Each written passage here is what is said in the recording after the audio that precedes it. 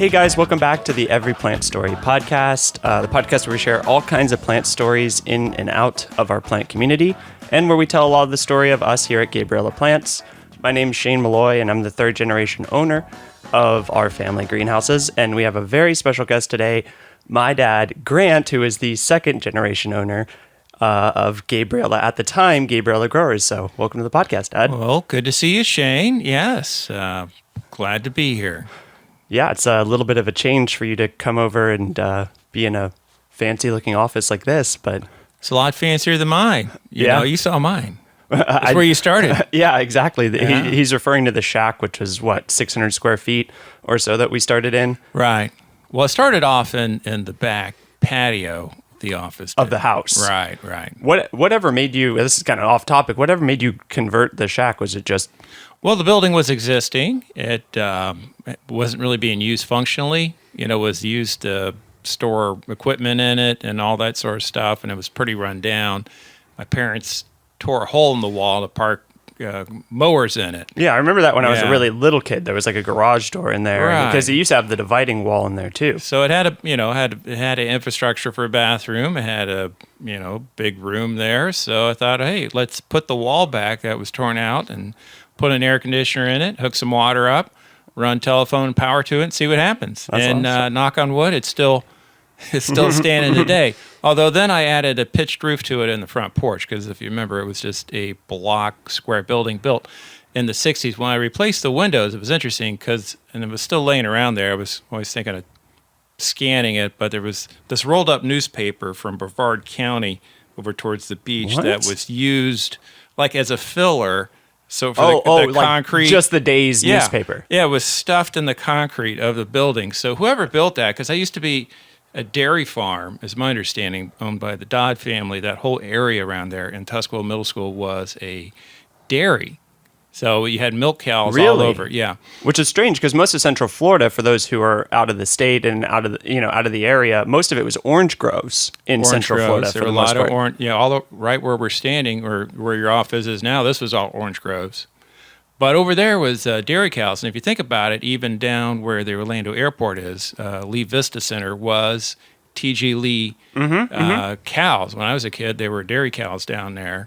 Owned by the Lee family. Yeah, they still have that. I don't know what they do there, but that processing facility still is down there. And there's a lot of bars and different businesses that have opened up. They actually call it the Milk District, is kind of the... Down in Orlando, that's right, because the dairy's down there. So the Lee family sold the whole farm and the dairy, then they went into real estate. So it's a different company now. But even there, where Gabriela Growers is, where those greenhouses were today, used to be dairy farm. That's why I think the old building was there for probably people took care of the cows, and you can know they're like with the septic, like a tack shed. Yeah, and the different. I think somebody probably lived there. Probably like one. Really? Yeah, my guess is there was somebody lived in there that probably took care of the cows.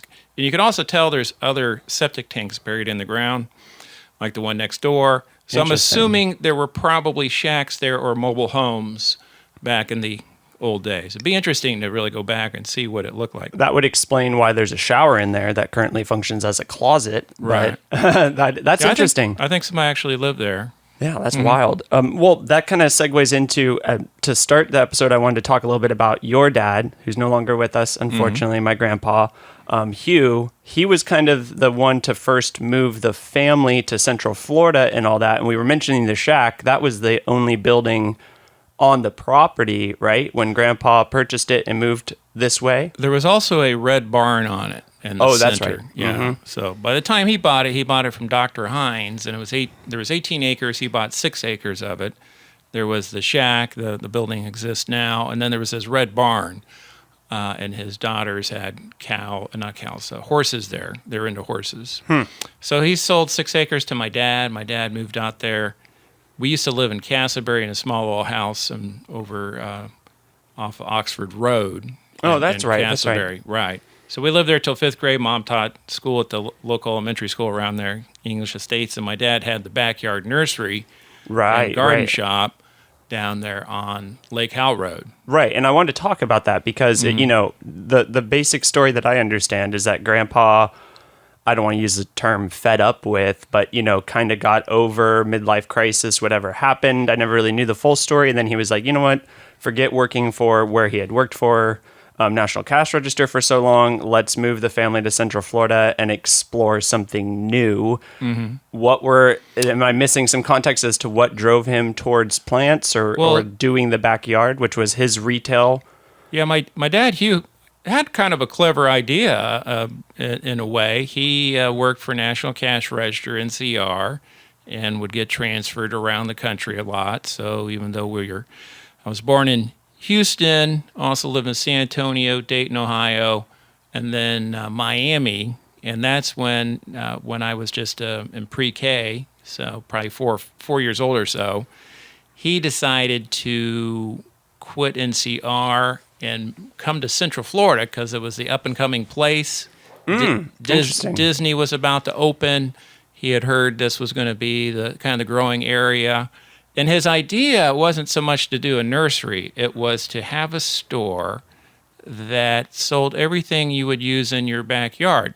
Right. That's the name, the backyard. The backyard. So he sold lawnmowers, patio furniture, plants, fertilizer, decorative stones and mulch and all that. Everything you'd use in your backyard. And he called it the backyard. Mm-hmm. So it was kind of a clever idea. Then over the years, you kind of find out, like, if you're going to sell lawnmowers, then you got to take care of them. Mm-hmm. And you got to have a main, so you just can't sell lawnmowers for I guess unless you're Costco or something online. But, most mower stores, if you're good, you're going to take care of the mowers. So we didn't have a repair shop. So he kind of jettisoned that. Patio furniture takes a lot of space. It really wasn't the thing. So anyhow, he focused more into the plants and the nursery. And he always stuck with the gas grills, though. As you know, he always loved his gas grills. I was going to say, yeah. I knew that the backyard had sold everything needed for the backyard. I had heard that before. But the grandpa selling gas grills definitely explains why I purchased, for those who listen to the podcast know, I purchased my grandparents' home after they passed away. In the stack of this, there's this folder in the hallway closet that just has every single owner's manual of any lawnmower or like gas powered piece of equipment I think Grandpa ever owned. I mean, the generator that died in 2012, the piece of papers are still there. So that may explain why he always had a fascination with the lawnmower side, because he was always one to keep all his records and try to keep those things going as long as possible. So he just focused in on plants, and that's where I kind of got my interest there. Gotcha. Working with plants too. Speaking of that, like when Grandpa came, what was your earliest memories? I mean, obviously you grew up, there's pictures of you working in the backyard as you were in high school and stuff, but what were some of your early memories from Grandpa's shop? Well, I remember when they built it, and I remember moving up here. I was young, so I had a couple friends that I recall down in South Florida, but it was a whole new world, and there was nothing here. It was pretty weird in a way because he built the shop new, 5589 Lake Howell Road. It's still there today. It's a different nursery today and a landscaper.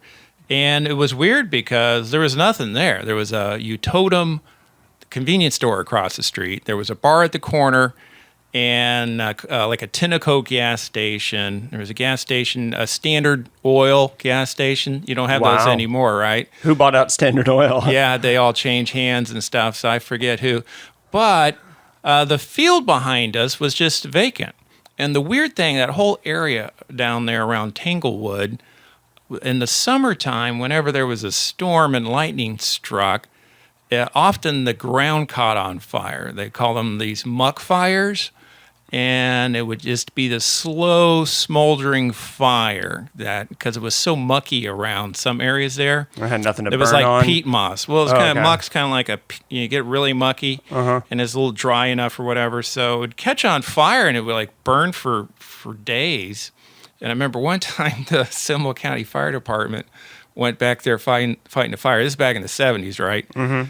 And the truck got stuck in the mud, and and then it caught on fire. And I was the truck caught on fire? Yeah, it was like one of these kind of like four-wheel drive. It wasn't like a big fire truck. It was like this four-wheel drive with a it was a different rural fire Yeah, truck. it was a rural fire thing. So that was always fun. Then I remember when they built, there was a Winn-Dixie in the shopping center. Yeah, I was going to say, because that whole area has exploded and now Yeah. is right over by 1792, which is obviously they Right. built a huge super Walmart just a couple, minutes down the road there. I mean, now it's in a bustling, Grandpa was right. It Yeah. definitely, Orlando became an exploding part of the state and part of the country for sure. Exactly. Yeah. So he picked a good time to come up here and worked real hard at it, and did it for over 25 years or so.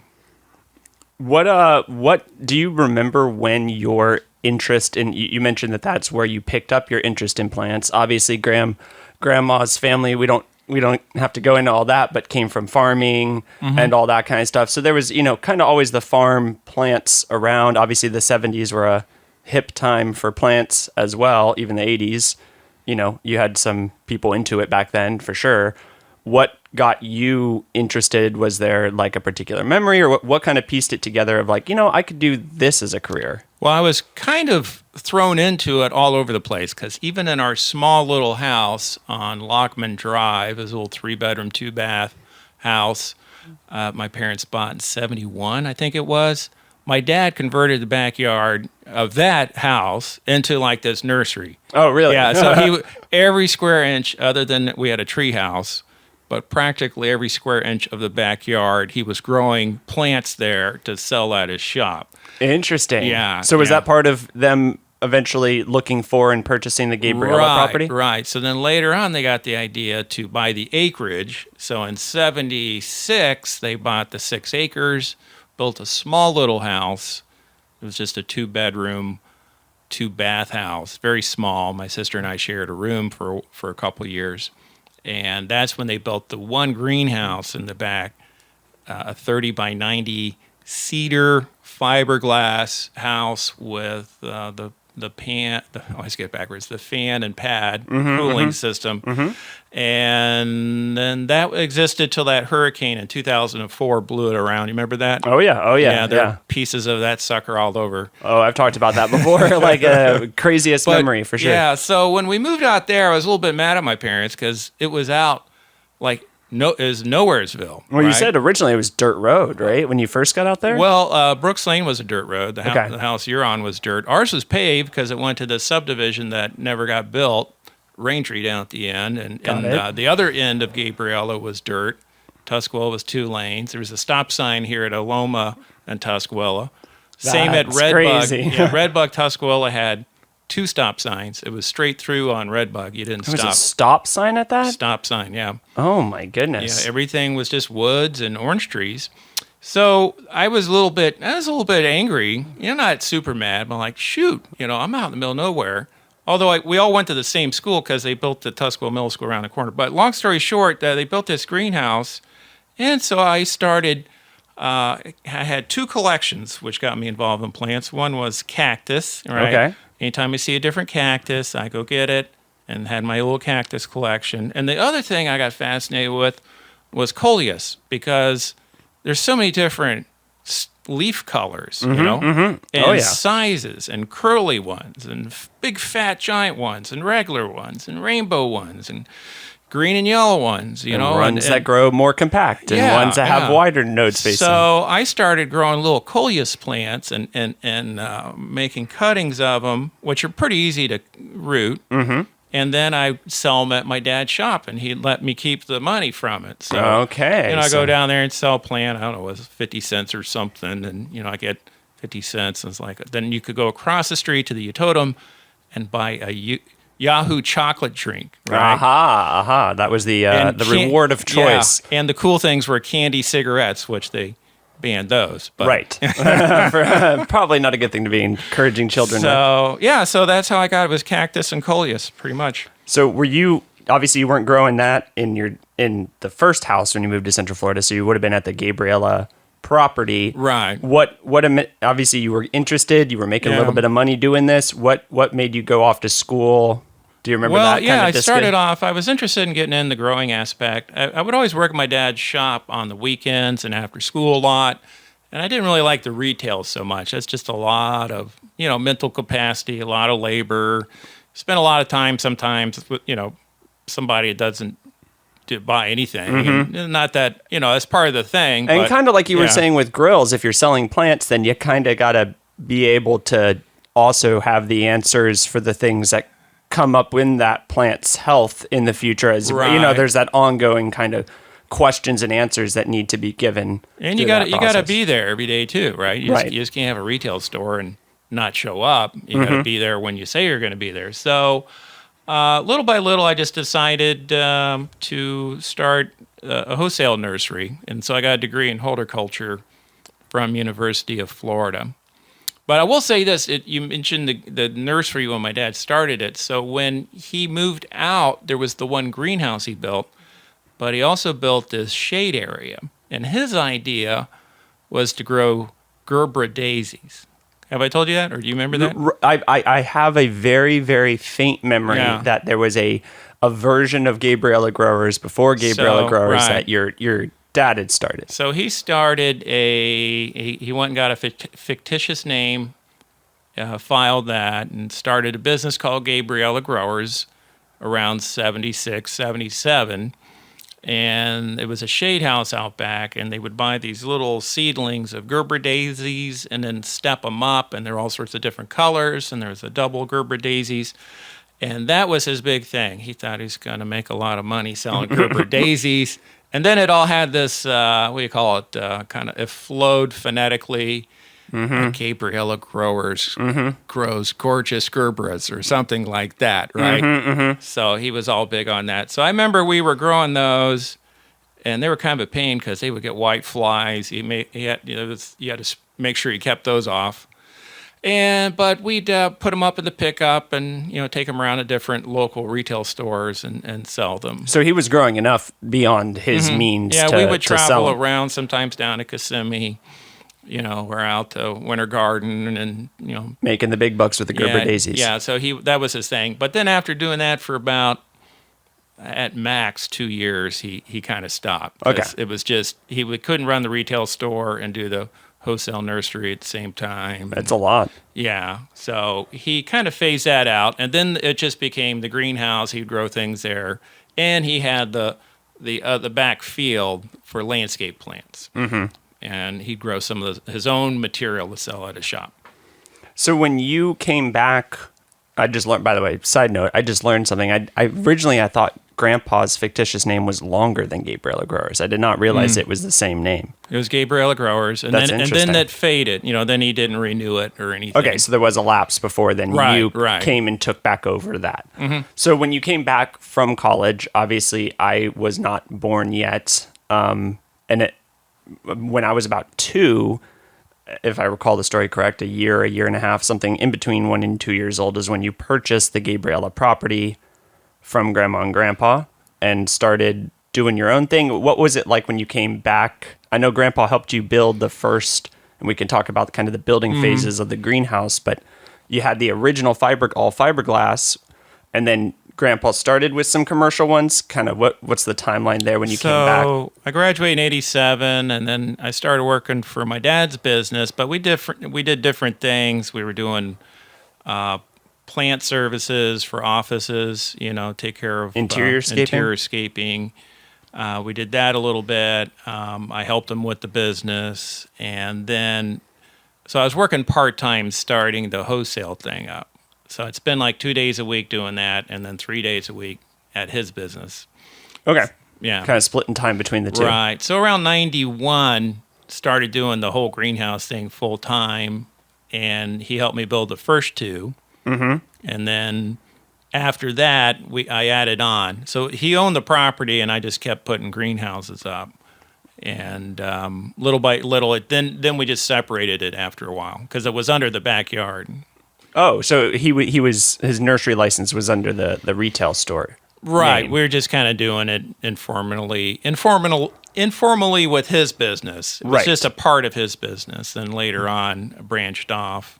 So. And then you purchased the property and the business and kind of started the wholesale thing. What was do you remember those early days of starting up wholesale? What were the challenges? What was your favorite part of it really early on? Because, I mean, that was when I was too small. I can remember the various years, but really before the '04 Hurricane Charlie with that destroyed the fiberglass greenhouse, I can vaguely recall walking down the middle aisle and signing my name or putting my handprint, I'm sure, somewhere along the concrete and stuff. But what made you, go full gear into the commercial wholesale stuff? Well, I liked the plants are relaxing. You're out there in the greenhouse, as you know. It's they're not yelling at you.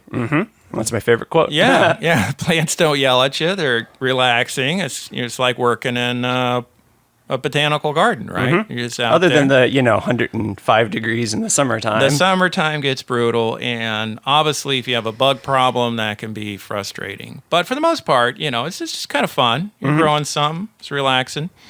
And you can kind of set your own hours when it's wholesale. I mean, you got to make sure you match your orders up when they come in and get that out. But it's not quite like retail. I mean, you can, you got a little bit of flexibility. You're still married to it. You got to take care of it because they'll all die if you don't, right? Right. It's not like you can leave for a week. It's not a bookstore where they're not in non-perishable. So it just kind of grew into it natural, just slowly. And as far as starting, like anything, it's a challenge. It's like, okay, well, what do you grow? Who do you sell it to? How much do you charge? How do you do it? Where do you get the supplies? But you had a little bit of help, though, probably from the connections that Grandpa had. Right. Were you able to kind of use some of those wholesale connections to kind of jumpstart what you were doing? So I was doing kind of two things at once. When I go out to Apopka, which was the real center of foliage industry, if I'm picking up things from my dad's store, then I got a relationship with the business there. Bingo. And if it's a plant broker who puts plants together in different from across the state in different sizes, different specialties, and then sends those up north, well, then you got a built-in connection, right? So kind of I did two things at once. I'm helping my dad out with his business, and then I'm growing my things, which was mainly, and I start off as mainly, of all things, some like Cupid's pepperoni hanging baskets were fairly popular, but a lot of Nephthyitis, Syngoniums, and a little bit of, different philodendrons, that sort of thing. So, selling those and then picking up for my dad at the same time. That's awesome. One of the I forgot to bring the copy of it. It's still in your old desk, which used to be my old desk. That's still now, Brett, our head grower now, uses it at our main location because we haven't gotten rid of it yet. But in there is a Greenhouse Managers magazine from like 1994 or so, or around the time I was born. And it was funny in there because, you paraphrasing that article said essentially, I'm not quite sure why Grandpa was growing what he was growing. It doesn't really make any sense to me. I think there's going to be a lot more market in these in bigger baskets. And then you were also talking about how it was new to the market that the TC labs, first of all, TC was obviously more in its infancy. We didn't start to use. Yeah, that just started, yeah. Yeah, and then they came out with the 288 cell, and it's mentioned in that article, which I don't recall you getting Syngoniums in 288s. For context, the tray of plants, I don't know how to describe how big that is, but the same size tray that when we purchased TC in 2021 or anytime in the 2000s, come in 72 per tray. I don't know the exact dimension of the plug size, but 72. Right. And you're saying take that same tray, and now you have 288 of these little suckers. And I remember we used to get ferns that way. Yeah, the ferns. And you'd have to punch it out the bottom with a pencil. Do you remember that? Oh, yeah. But yeah, that whole I'll have to show you that thing. It's fascinating. I know, it's fascinating. I didn't know what I was talking about back then as much, you learn a little bit. But yeah, the 288s I used a lot on ferns, bump them up to a 4-inch. And then ferns were a big thing I grew. And you try to time that right because the sales really go strong through Mother's Day and springtime, and then they kind of taper off. Right. Yeah. So, when it comes to running the greenhouse, what do you you mentioned plants don't yell at you, but what do you have any other kind of favorite memories or proud accomplishments of those early years of taking over Gabriela? Like when you first built, I remember at one point we built 4 or 5 different stages of building on that main greenhouse. And I remember at one point it was 2 separate ones, and it was revolutionary when you put this one in between the 2 to connect them. And I remember as like I was a little bit older then going like, that is brilliant because now my scooter can skate on the concrete from the front to the back and it's That's a right. way longer runway. But anything that stands out to you on those earlier? Well, I just thought it was fun. Here I am working at home, and you guys could be around. So that was nice. You don't run across too many opportunities like that. Although I guess a lot more people are working from home now. Yeah, I just guess. with technology. So that's Right. that's kind of cool. I think it's kind of cool to have that family connection. I'm really surprised all you guys like plants so much because I had to twist your arm sometimes to get out there to help out. Well, much like you Yeah. and your chocolate milk and your growing a couple plants, we also realized growing up with the greenhouse in our backyard as kids that, we could fill pots and have money for the Slurpee. Yeah. Replace chocolate milk with Slurpee, and now we're talking, I'll fill some pots for you. Well, that's probably the best memory around was like taking you guys out to Apopka and then hitting Rock Springs on the way home and jumping in the water Yeah, that and hanging out and doing that sort of thing. man, I forgot about that. That is a really good highlight. Yeah, in Apopka, which was the foliage capital of the world, it's about 40 minutes from where we are located. We were kind of always on the east side of Orlando over here, but when we'd go out that way, depending on when my mom, who worked as an interpreter for the deaf, was out or dad needed to take us kids, the delivery van, which was a 15-passenger van that you converted to have the one extra seat we needed to have all 5 of us in the van at the same time, we would go out, make all the deliveries to the wholesale customers, and then if there was still capacity left at Rock Springs Park, which wouldn't happen on the weekends, but because we were homeschooled and we could go Right. Thursday at 1 p.m. when nobody else was there, we had that whole place to ourselves, a naturally forming spring, and it was cold water though. Yeah, that was a lot of fun. Do you remember you used to always turn the AC off just to make the cold water even colder for us? Well, that was a blast because, we'd haul it. We probably looked like some real strange people coming in with a trailer hooked up and tubes in the back and Oh yeah. and plants and plugs and all sorts of stuff. Oh yeah, But we'd be going back and putting Yeah. tubes back on top of boxes of pots that we had also picked up to take back to the greenhouses. So, Exactly. Yeah, to make it all That fit. was a lot of fun, and it was like a private park because you're right during when school is in session. There's nobody there. Now, if you go there when school's out or on the weekend, you can't even get in. Yeah. Yeah, they'll close to capacity, which used to be a lot more capacity. They used to cram people in there on Yeah. the weekends. So So now go jump in the springs, snorkel, see the snapping turtles and wide mouth bass. That's- Wow. What kind of job can get better than that? Growing plants and then That's very true. snorkeling. And it was very convenient. That particular park was very conveniently located too. Yeah. So it worked out really, really nice for us. Last question on when you, so I was not aware of the fact that Grandpa let the business expire and then grew under the backyard name. What made you retake the Gabriela Growers name? You just also like the alliteration, or? I think it was more respect for my dad, and he had started it, and he'd helped me get started, with it. So when I thought I was starting it going, my name, which was nobody liked it, was Ants and the Plants, because I thought nobody would ever forget it. And everybody say, no, you'd sell ants in the plants. I said, no, it's a joke. You get it? It's sarcastic. It'd be funny. So, and then I thought Grants in the Plants, but Grants in the Plants, now that would have worked. Yeah. Ants in the Plants may have thrown some red flags to the But it was state. wholesale, right? Yeah, that's true. Yeah, wholesale. So it's not like you're having a store that says, Yeah, you're not. bugs in the burger or something Yeah, like that. yeah, you're not I'm not going to sell ants. It's just a joke. But you remember the name. You do. So I think looking back at it, it was more of a respect for my dad, and he'd started it, and probably that. And I was so cheap, we still had some stamps around, for envelopes. So I thought, I can save $3 if I use Gabriela Growers. Although the address changed because it used to be all those stationery was Route 1. Oh, like a rural route. Route 1, box 242, letter A, Maitland, Florida.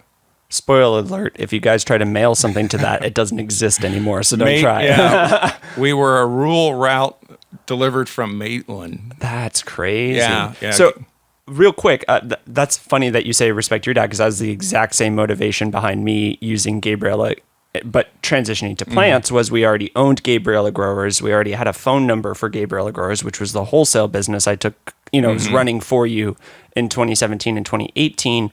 And when it became clear that we were going to, attempt to try this other path, and at the time I didn't know we'd be sitting here 3 years later with a team of so many people. But at the time it was like, okay, well, I'll give this thing a shot on Etsy. And it was the same type of thing. I didn't want to just use Gabriela Growers because I didn't want the confusion there over things, although that ended up happening anyways. People found the other website and vice versa. And it's honestly part of what drove us to upload and sell so many plants probably in those first 3 months, was because people very quickly Googled it and found out that although on our Etsy page at the time we were only selling pink princesses, they could see on the wholesale website that had the same address, same mailing address, that we offered all these other plants. And all the questions started coming in. Do you have neon pothos? I can't find any at my local. And then we started adding more and more SKUs just because that old wholesale website. But because of the wholesale website already kind of pre-existing me, I wanted to pay, honor to the name, but also give it the third generation branding of sorts too. Did Grandpa ever explain that there was any other story besides, obviously for those who don't know, we've said it quite a few times in question and answer episodes and stuff, but Gabriela isn't a family name or anything like that. It's just the name of the road that the property is on. And that's where we got the name for Gabriela Growers. He got it from the name of the road, Gabriela Lane, and then the road itself went to the town of Gabriela.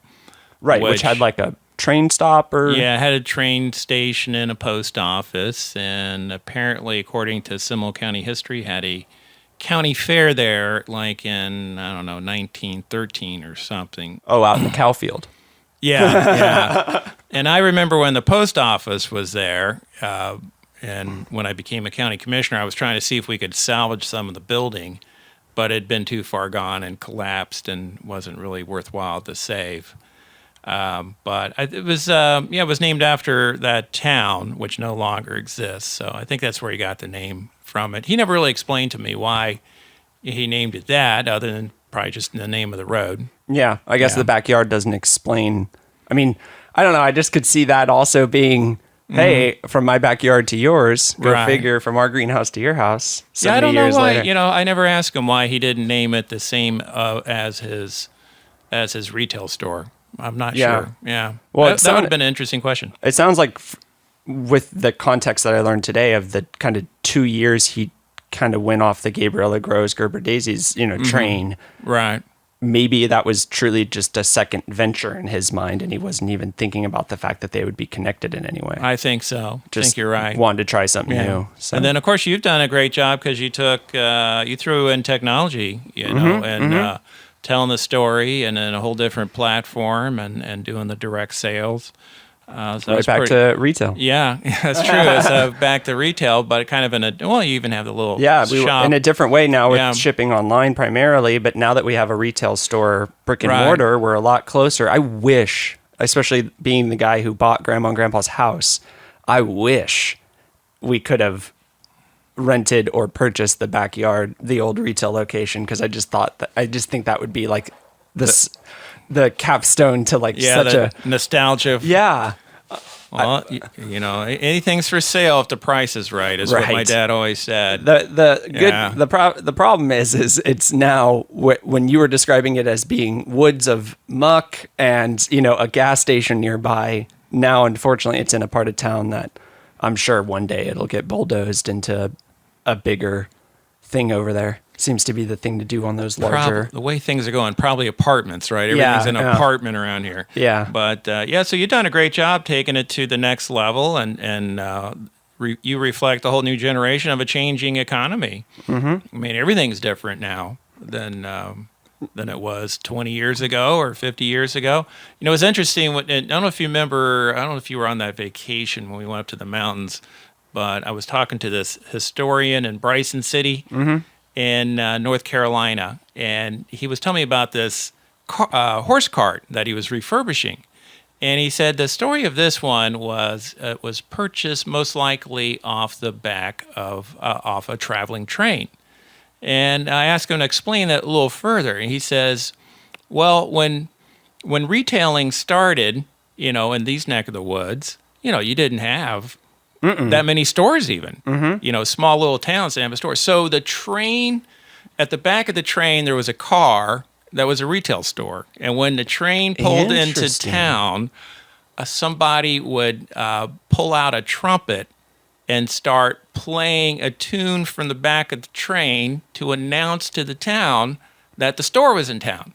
So if there were things that you needed that weren't at your local general store because things were, maybe you just got flour and sugar there, that was about it. Or you needed 1-inch nails and they didn't have them. But if you needed the horse cart, it came in on the traveling store. So you think about that. Interesting. The way they advertised was a trumpet could play out to the valley, and I'm sure there might have been signals going out from there. Right. Which is a whole lot different than Amazon Prime now, where you want it 2 hours, right? You want that horse cart delivered. Of course, who buys a horse cart now, right? Right. So retail's changed, and you've definitely taken this, done a great job at taking it to the next level and putting that technology to it and tracking things and asking how it turned out and telling a story with it. I think it's amazing, the little QR code and telling people when it was born on and who took care of it and which employee came by and talked to it today and petted it and caressed it and rocked it to sleep for nighttime. The whole story is right there. It's pretty amazing. Just wait till we let customers start to pick what music gets played overnight. Yes, you know what I mean? That way we can curate what the plants are growing up to. That'd be good. I would like Sam to fertilize this plant on this day. Okay, we'll do it. We actually, it's funny you mentioned that. We actually just this week rolled out a feature 2GP app where we can pre-plan. Currently, if we move plants from one bench to another, that all has to be done as it's happening. We can't put in a task. We have a Slack channel we use to communicate amongst the team, but the actual app itself doesn't track tasks until this weekend, and now it does. So you can actually say, I'm going to plant these 800 TC when they come in, and then once they come in, you verify only who in fact planted them, confirm the number of them, and then it prints the stake for you. So it lets us kind of plan ahead of time a little bit more. So fascinating. Pretty cool. But you mentioned, I appreciate all that, by the way, the nice words and stuff. But you mentioned technology, which is something I wanted to just touch on briefly because you came, obviously in your lifetime, you've seen more technology in some ways than I have progress. Obviously, the speed of progression happened a lot faster post the internet. But you started out no internet. Back in the early 90s, and then eventually, I made fun of, and still do to this day for the first 3 years of the company and stuff, that we took a family business that had run off of a fax machine and, started to run it direct to consumer. But do you remember any of those early kind of I remember you used to have an MS-DOS looking computer that would print on this god-awful dot matrix thing that would screech like a... Right. No nap time for that. Yeah, dot matrix printers. They were reliable, and the ribbons were cheap, and they were slow, but they could print in triplicate, which, you don't do that anymore. But no, I remember the biggest breakthrough was getting a fax machine you could broadcast from and program it to send out, 50 faxes at a time, because everything lived and died, not died so much, but the fax was huge. Because that was, you're putting information that people want directly into their office, and you're letting them know valuable information. This is what you got, this is what it costs, special on this, or this is coming this date. So doing a weekly fax was huge, because then people are calling you now. Obviously, calling you, but everything changes now. So you can, have the website, you can send the emails, you can have order online and everything. There's still a large portion of the traditional industry, though, that still operates on the fax machine, pays their bills in 30 to 60 days. Yeah, compared to obviously the millennial generation, the computer generation of people where everything's paid on a credit card or a debit card and it's instantaneous and it's on the website. And, even all the suppliers now, Grower Supply didn't have a way to email you an invoice before. And now they finally in 2021 do. And so it's been really neat to see that. It's funny you mentioned the facts, though. Were you the one who highlighted those and set those on my desk, or did Brett find those? Well, I found those the day when I was cleaning up, and those older ones, I thought I put them in there just so you'd see the old price list. And, yeah. We'll post it as one of the photos for this episode, so people see the context. But in there, what I found really funny was from 1992 was the first year. There were two different availabilities in the stack that you gave me. Yeah. First one was 1992. Wow. And it was all handwritten. Mm-hmm. And then it looked like by 96 or 95, I think was the second one, you had gotten a computer and had begun to format them, I'm assuming in like Windows XL or something. Right. There were, different archaic programs back then. And everything changed so quickly. When I ran for a local office, I was the first one to have a web page ever, and that was 96. So you think how much things have changed so quickly and will continue to change. That's what's so fascinating about it. And speaking of that constant evolution and continuing change, I mean, one of the things that stood out to me most about the second half of last year, besides COVID in general, was the fact that Costa, the largest grower on the East Coast of the United States, does over $1 billion, I believe, in sales every year. By far the largest grower. They're 5,200 times the size of covered greenhouse space that we are, for comparison. But they, who previously didn't even operate in a wholesale capacity, to people who wanted to buy wholesale quantities, you'd have to sign lengthy contracts like Home Depot, the big box stores would. They jumped the entire step of doing wholesale, and just as of the second half of last year, started selling direct to consumer on their own website.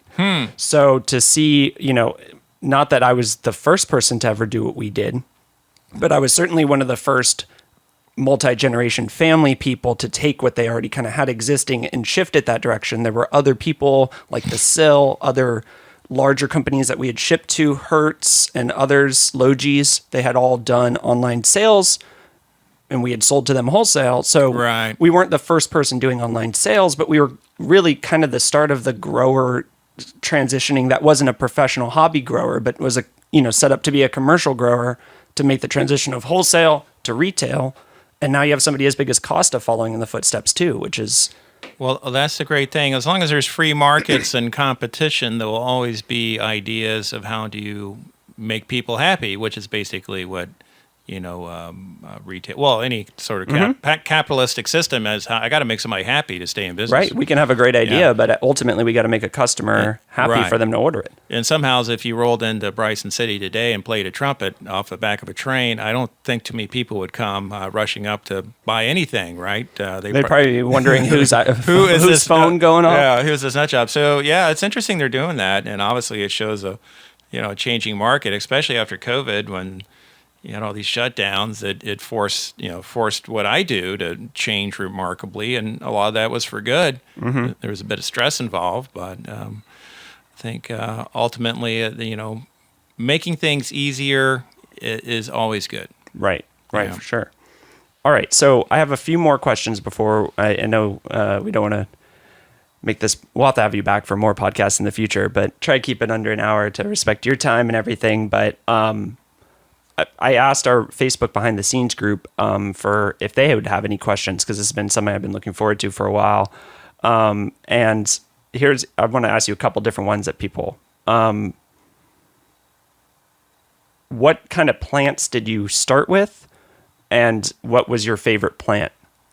Well, I started off with a lot of different hanging baskets, Cupid, peperomia, watermelon begonias, always try to find something maybe a little different that other people weren't doing, because I knew I was so small. If I just tried to grow a pothos like 100 other nurseries were doing, I was going to have a hard time. So I tried to find something a little bit different. My favorite all-time plant is the Aglaonema hospitum. Is just an amazing plant, and it's so slow growing, and it's a labor of love, but it is beautiful and does really well in low light. But I generally I love orchids. There's such a paradox of such ugly foliage, but just unbelievably beautiful flowers. Unremarkable leaves, remarkable blooms. Yeah, it's a lot like life, Sometimes, you're going through the days. Well, it's just a mixture. It's like, wow, this thing looks really. And then the roots of it, where they have the little vellum, the sponge on it that absorbs the rainwater is fascinating. I think plants, when I took plant science and plant ID, what really amazed me was just the A to Z out there. And I tell you, one of my favorite plants, this will sound weird, is the weed that's growing in the crack of the sidewalk and the pavement in front of a convenience store or something like that. Because I look at that thing and I'm like, dude, you're sitting there. It's probably 150 degrees. You got no fertilizer. Nobody loves you. People stepping on you. And then you're making it go. This is amazing. Resilience. Yeah. So plants are fascinating. I love the succulents with the little windows so the light comes in through the whole leaf. I mean, there was this old euphorbia I had that had a square stem. I wish I could have it again. It was one of my favorites. It had this like little sandpaper edge to the corner. I'm not really sure what it was, but the Aglaonema hospitum is by far my favorite. That's awesome. And for those who are asking about that plant, because we got a couple people asking about it from now and again, but those are currently in production and they take so long to grow and they're going to become very popular whenever we announce them. So super low light. It'll be 2023 before people see that because I got a lot of work to do. I tried to have them cloned, but it just was so slow in that too. Everything's slow about it. It's one of the. But it's a strange Aglaonema because it doesn't grow any stems above ground. It's all underground, so it grows as a clump. It's very rhizomatic, and it takes as low light as a Sansevieria. Yeah. Or cast iron plant and aspidistra. Super low light. And they'll survive well even in like no true light but artificial light. Fluorescent lighting will do great. Yeah. And they're beautiful. You put a little leaf shine on it. Yeah, not too picky. If you could have one plant and one plant only, what would it be? It'd be that one. Okay. All right. That was easy enough. Aglaonema hospitum brevispathum. That's the best. There you go. You heard it from him. It's my love. We kind of went over this, but this question just asked, what was the most advanced technology utilized during your time? Well, when I had my fogger going for a few years, that made spraying a little bit easier. So I just get that sucker walking through. I could do a whole greenhouse with pesticides in just a matter of 45 minutes or so.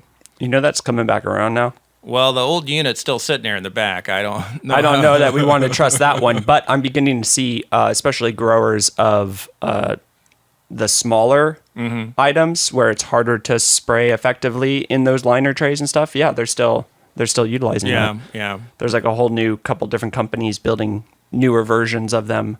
Right. So that was kind of the highest tech, I had going. You've taken tech to a new level.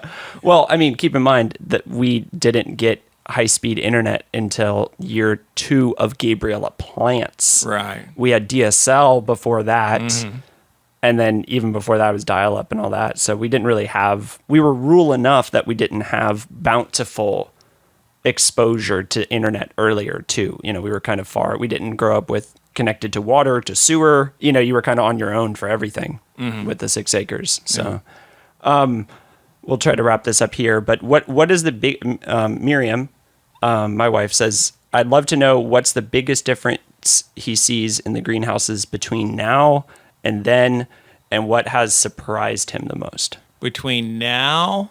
Oh, what you have now?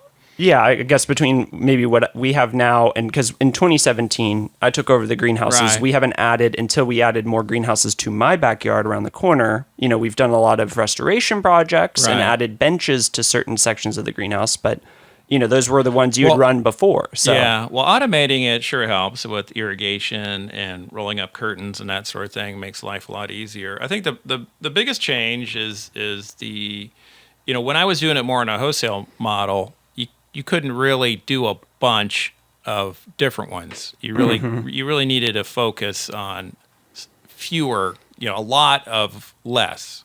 So you've changed it to now when you walk into the greenhouse, there could be, 120 different plants there. You've also kind of streamlined it into the smaller pots for the shipping.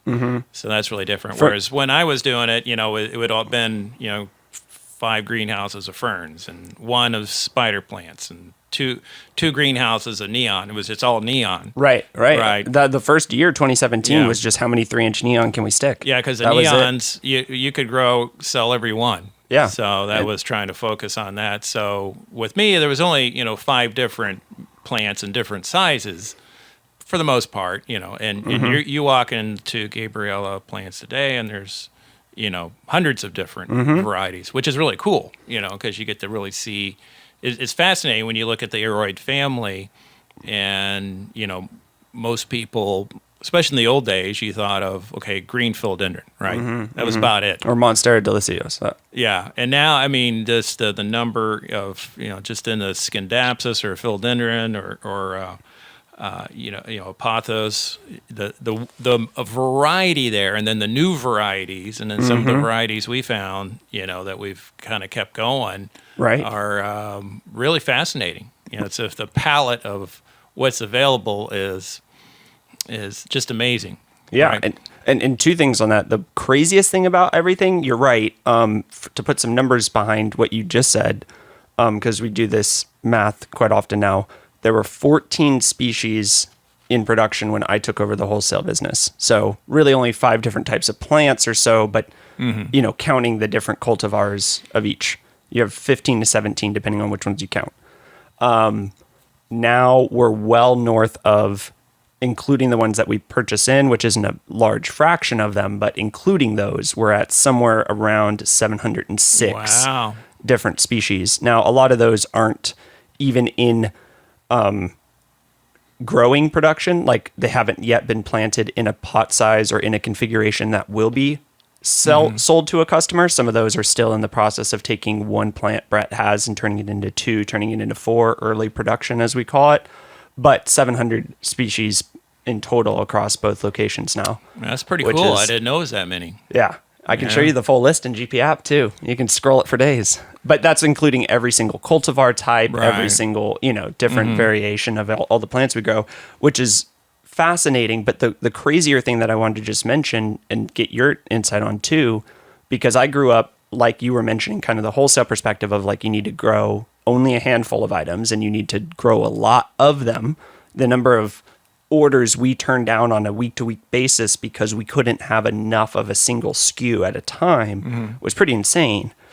And then to, like, as I've invested more into the plant community, read these posts from different, botanists and people from around the world that say, don't quote me on this exact number, but that we haven't even discovered 2/3 of the philodendron species that likely exist in the world. There's so much even out there, as much as the industry, even in the past 4 years, has expanded to customers want every single different species or cultivar of every single different, plant family and different things like that.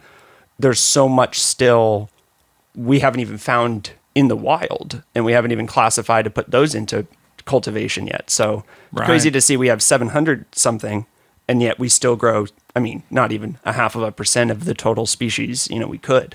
Yeah, plants, that's one of the things that really attracted me to plants was how diverse it all is. I remember I took plant science 1. I forget what it was. Some class back at UCF. It was a botany 1 or something. And the professor was fascinated he specialized in bryophytes, right? Okay.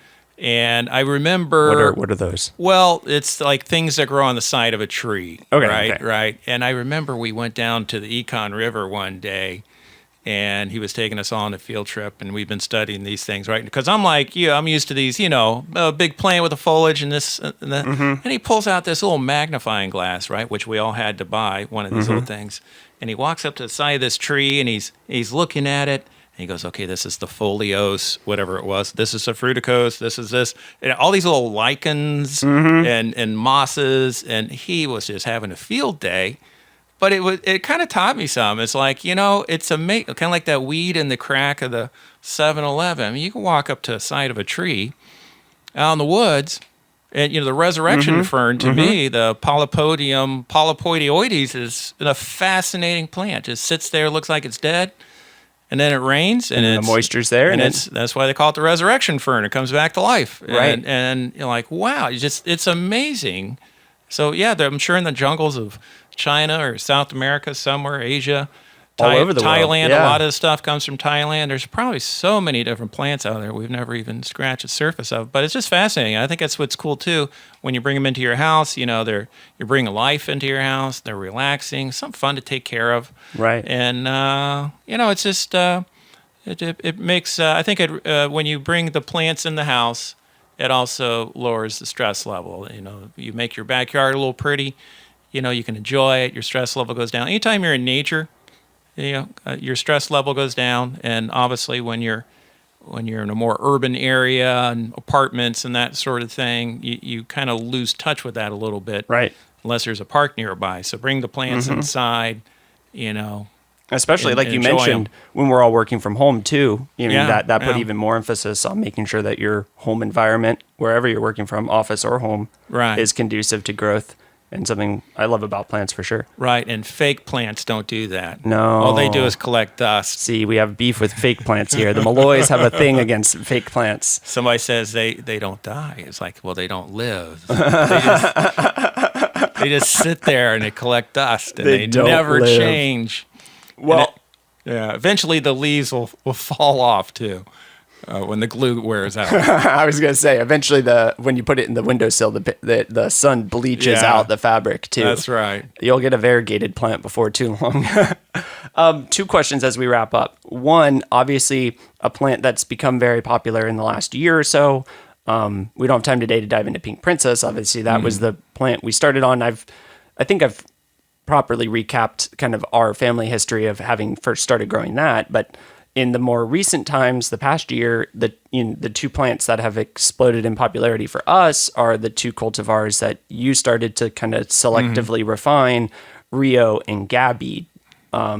Do you have any earlier memories of, I those? remember when I saw the first Gabby, and I forget where it came from, but I just remember catching this creamy variegation that I've never seen before, because I'm in there snipping, propagating, and I saw that.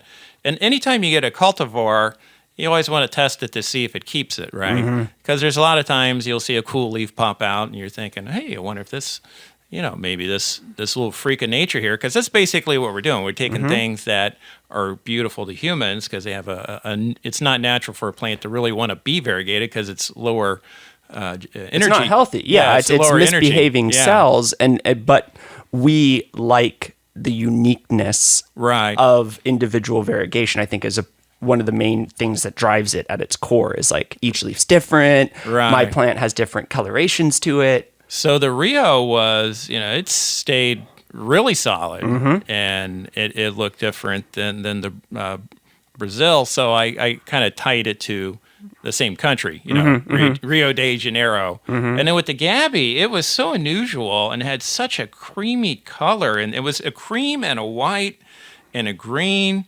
and they'd all mix up. And I thought, well, that's when I named it after Gabriela grower or something to kind of give a connection to it.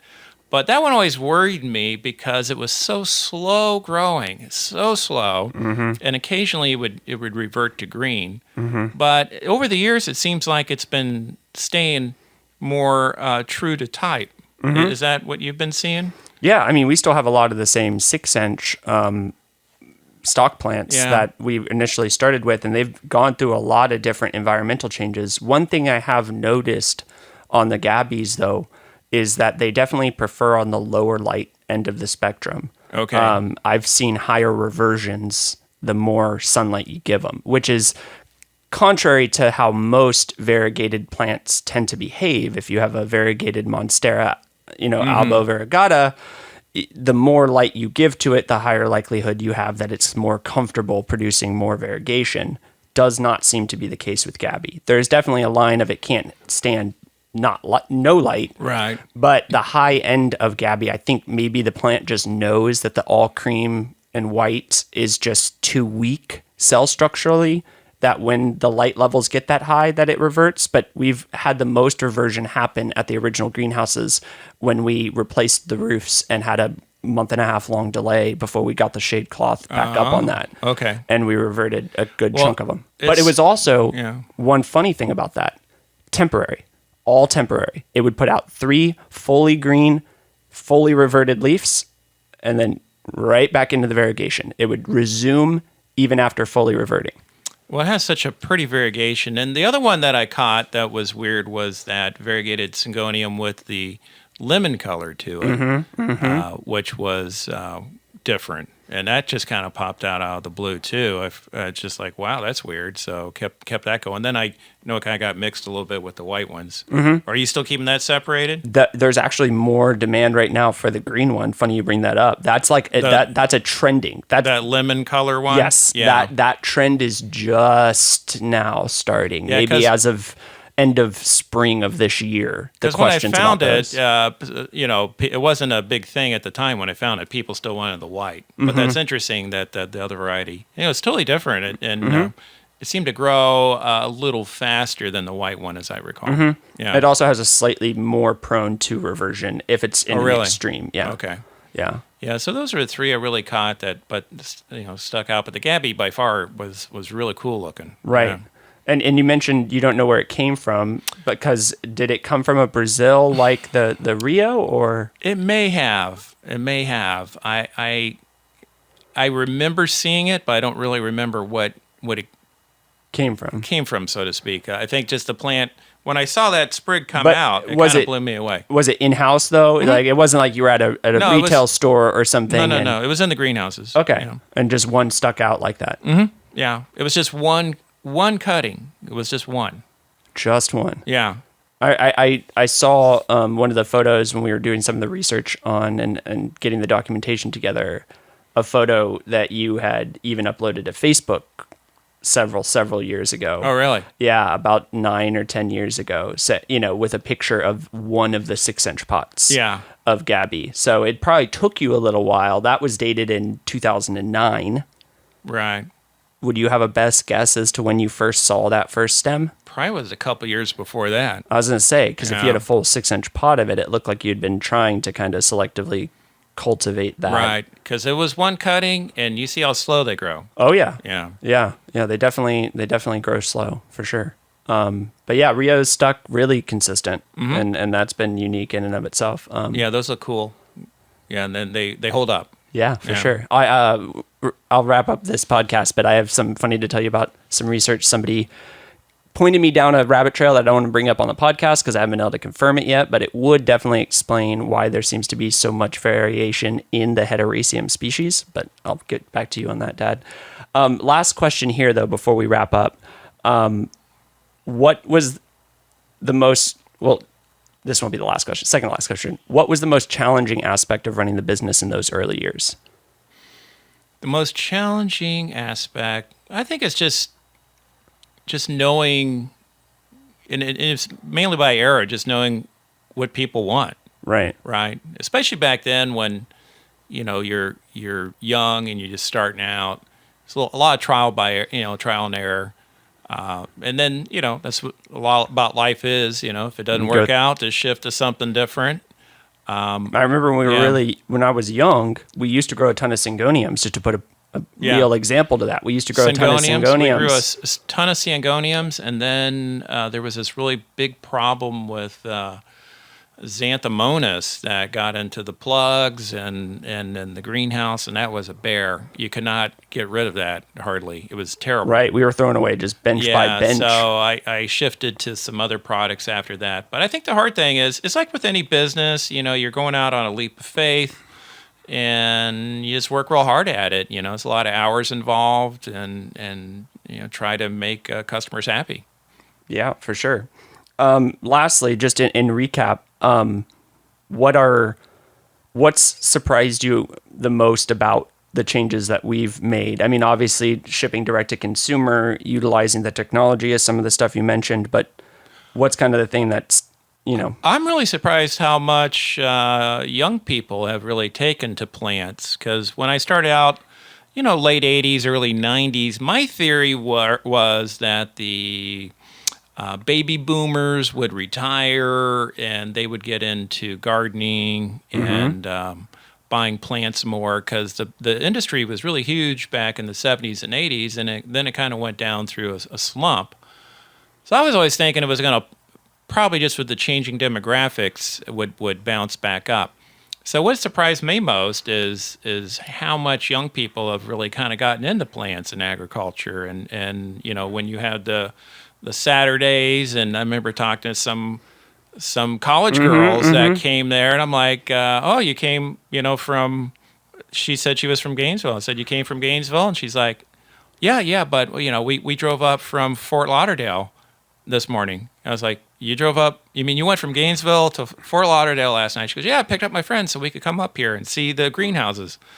I was like, wow, that's just amazing, So for the fact that we got a whole sum of 0 solicitors in an entire calendar year previously. So I think that's great, young folks getting into it. Because again, I think it goes back to, it's relaxing, it's fun, it's affordable. You can have a little mini garden, it's on doing your something patio. for yourself. Yeah. It's a self-care thing for sure. Yeah. So, hopefully that trend continues. And maybe also, as families get smaller and stuff, I know people getting, more into pets and plants and that sort of thing. So I think we all have, as humans, I think we all have a connection to nature. We all, I think, feel at peace in it when you go to a botanical garden or to the Smoky Mountains, where I love to go, or the beach, whatever your cup of tea, your cup of tea is. There's something about it. So when you bring those plants in, that's great. And so my biggest surprise is just how many people are into it now. Right. And then with the technology,